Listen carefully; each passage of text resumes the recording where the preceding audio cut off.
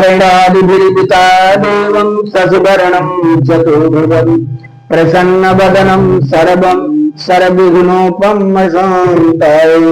अद्भुता तदा देव। तीसरे अध्याय में कहा गुरुदेव सूर्य ने हाथ जोड़ करके प्रणाम किया और कहा गुरुदेव दो में तो विधान को बताए, तीसरे में अरे पुनराज्ञे प्रवक्षामि स्वदया मुनि सत्तमा पुराउल को मुखो नामम नृपासीन महामती। सूर्य ने कामना किए और हे ऋषियों सुनो, प्राचीन समय में उनका मुख राजा था ना, बहुत जितेंद्र और सत्यवादी था। और जितेंद्र देवालय यानी देवालय मतलब वो मंदिर जाए तो अपने पत्नी को साथ में लेके जाए, विधान है। पति अगर यात्रा पे जा रहा है, देवालय में जा रहा है, मंदिर में जा रहा है, गंगा के तट पर जा रहा है तो पत्नी को साथ में लेके जाना चाहिए और दोनों जो है बैठ करके सुख शांति से पूजा करें। और वो जाए तो पत्नी सरोज वंदना नाम की साथ में लेके जाते थे। वहां माँ गंगा से प्रार्थना करें, पूजा करें। और ऐसे पूजा करते करते तो यहाँ बता रहे हैं भद्रशिला नदी तीरे सत्यस्मृतामचरत। भद्रशिला नदी के तट पर व्रत करते हुए साधु वैश्य ने देख लिया। और जब देख लिया तो उसके पास ज्यादा धनवन था, नाव पर लादे उसको एक किनारे किया और उनके सन्मुख जा करके हाथ जोड़ा और प्रणाम किया। गुरुदेव नावम उत्तीरे जगह मंदिर पर, नावका से बाहर आ गए और दृष्टा व्रतनम उनकी दिव्य दृष्टि परी भगवान का व्रत कर रहे हैं। और उनसे प्रपक्ष बोले विनम्रता विनय पूर्वक हाथ जोड़ करके करम प्रणाम जोड़ रूपानी। चाहे जितना क्रोधी आदमी हो पैर छू करके प्रणाम करने से क्रोध एक बैग शांत हो जाता है।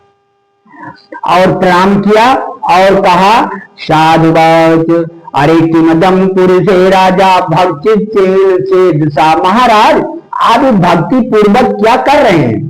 अरे प्रकाशम कुरुत सर्वम स्रोतमीच्छाम सांपदम। प्रकाश के लिए, धन के लिए, संपत्ति के लिए नहीं ना, कुछ नहीं कहा वैसे जब तुम पूछ रहे हो तो सुनो। राजूबाद अरे पूजनम क्रियते साधु विष्णु तुलम तेजशाली का विष्णु साक्षी है। और कहा साधु वैश्य जब तुम पूछ रहे हो तो सुनो, हम पूजा कर रहे हैं धन संपत्ति घर महल के लिए नहीं, हम पूजा कर रहे हैं केवल अरे पूजनम क्रियते साधु विष्णु तुलम तेजसा और व्रतनम चा स्वजनम सर्गम पुत्रवाद्य काम्यम।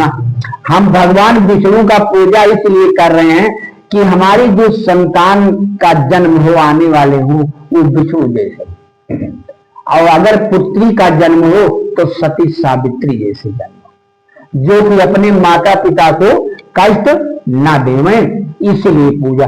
अरे ऐसी पूरा कथा साधु वैश्य ने सुन लिया कि अगर विष्णु भगवान का व्रत करने से विष्णु जैसे संतान की प्राप्ति हो रही है तो हम भी विष्णु का व्रत करेंगे। साधु वैश्य ने कहा मेरी भी कोई संतान की प्राप्ति नहीं। बड़ी भक्ति बड़ी भावना के साथ हाथ जोड़ करके अरे भूपस्तवचनम श्रुत्वा साधु प्रभु सादरम माम विश्व। सीधे कहा मेरी भी कोई संतान की प्राप्ति नहीं है और नारायण का व्रत लेंगे और शांति पूर्वक गृहनंदम गृह मांगता भैर्य कथितम सर्वतम शांतदायकम।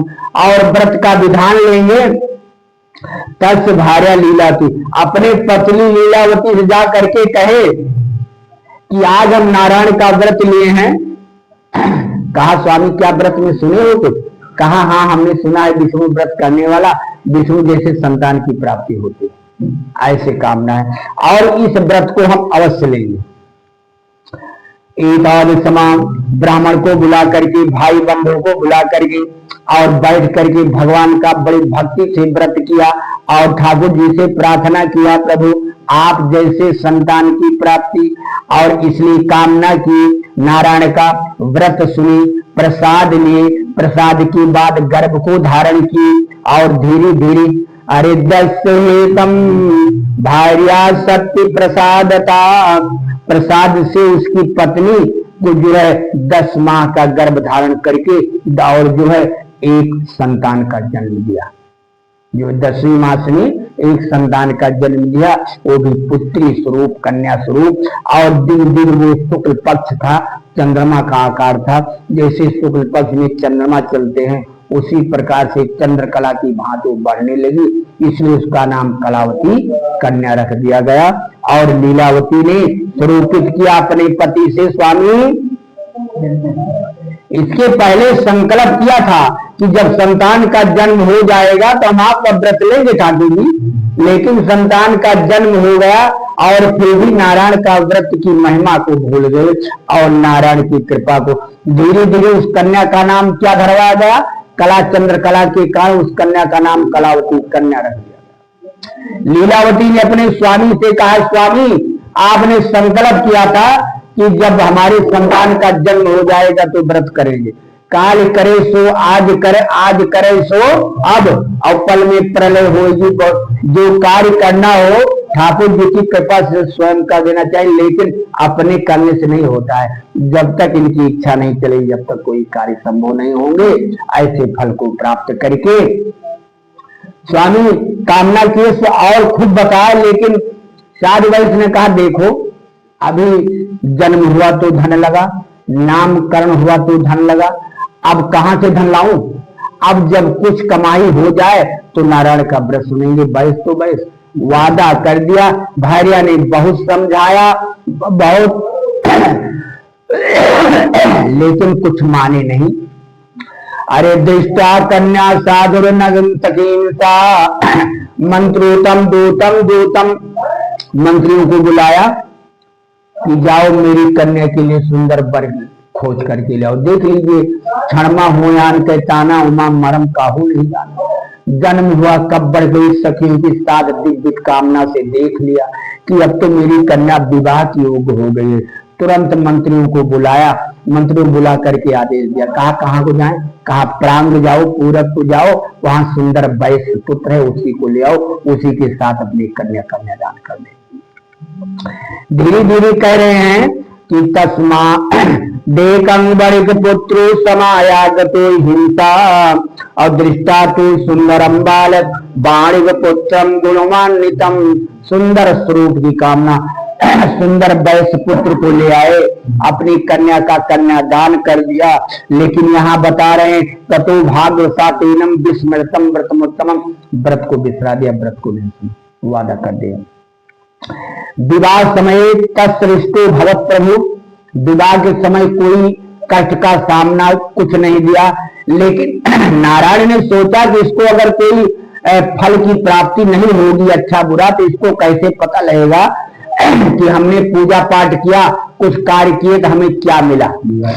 इसलिए नारायण ने अपने मंत्री को चोर बनाए, चोर बना करके घर भेज दी, सारी संपत्ति लेकर के वहां से चल दिए। देखो बता रहे हैं वाणिज्या श्रीमती सौगत हो नगरोरंभे चंद्रकेतु नृपस्थिता बणिक पुत्र समायागता दारुण दुख दे दिया। भाई नाथ मुझे दारुण दुख देना, और धीरे धीरे दारुण दुख दे करके उनको महादुख की नदी में डुबा दिया। अंत में कहा गुरुदेव यकाशम देशे राज्यो धन मादाय तस्करा, और कामना करके दृष्टाभितेन। कुछ समय के बाद कष्ट आया। अब बच्चे लोग पत्नी से बोल रहे हैं कि भोजन दो, पानी दो। अब कहां चला क्वा, अरे क्वा गच्छामि क्वा तिष्ठामि क्वा गृहे जाए, यानी कहां को जाएं और किसके यहाँ जाएं और कहां कैसे फल को प्राप्त करें। अपना स्वरूपित फल ले लिया और धीरे धीरे शीघ्रम ते मलक्षता, यानी सीधे बांध करके महादुर्ग कारागार में डाल दिया। देख लीजिए कौन है, चोर है, तुरंत बांधा, तुरंत कारागार में डाल दिया। मायापति की माया देख लीजिए, नृप धनम बद्धा अनितो, ये तो राजा का धन लेके चले आए हैं और इनकी इच्छाएं क्या हैं, ऐसे स्वरूप को फल ले लिया और कामना की सिद्धि लेकर के चल पड़े। बिलोकायम प्रभु आदिदेवादिवयम देवा सतिवर्णम चतुर्भुजम सत्यदेवम, तुरंत बांधा और महादुर्ग कारागार में डाल दिया और तस् भार्या भार्या 24 और पत्नी घर में दुखी है। कहा धन धन कहाँ से लावें, कहाँ जाएं, और धीरे आद व्याध शरीर व्याकुल है, भूतवा गृह गृह। अब सोचा कि जो है घर घर हम भिक्षा वृत्ति करें,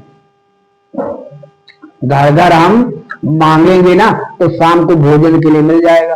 वहां से चली, एक ब्राह्मण के घर में पहुंची, ठाकुर जी की मूर्ति रखी रही, वहीं बैठ गई, बड़ी प्रार्थना किया और प्रार्थना के बाद बड़ा निवेदन किया, गुरुदेव पति तो कारागार में है, पति कारागार में है और पति को कारागार से मुक्त करें गुरुदेव। माता कलावती कन्या प्रेमता कुचकिंते मनस कन्या कलावती सत्य जल्लाए बसंग दुष्ट। माता ने कहा पुत्री इतनी रात बीत गई, तू कहाँ थी?